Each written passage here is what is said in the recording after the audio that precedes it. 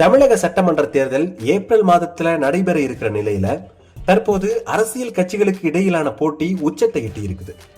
ஒரு புறம் ஆளுங்கட்சியான திமுக பொங்கல் தொகுப்பு, மகளிர் உரிமை தொகை மற்றும் கோடைக்கால சிறப்பு தொகை என அடுத்தடுத்து அதிரடி சலுகைகளை அறிவிச்சிட்டு வராங்க.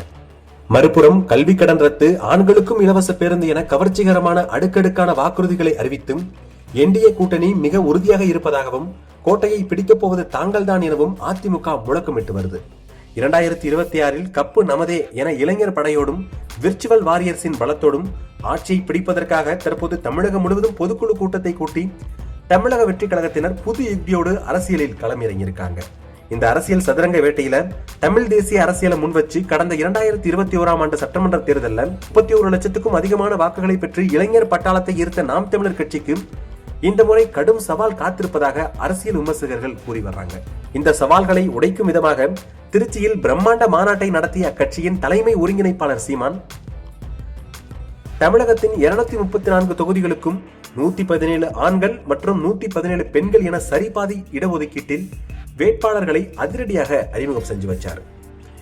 கடந்த ஆண்டு காரைக்குடியில் நடைபெற்ற செய்தியாளர் சந்திப்பில் தனது சொந்த மண்ணில் தான் போட்டி அப்படின்னு சீமான் கோடிட்டு காட்டியிருந்த நிலையில தற்போது காரைக்குடி தொகுதியிலேயே அவர் போட்டியிடுறது உறுதி செய்யப்பட்டிருக்கு. இந்த வாட்டி பிறந்த மண்ணில தான் இந்த வாட்டி பிறந்த மண்ணில்.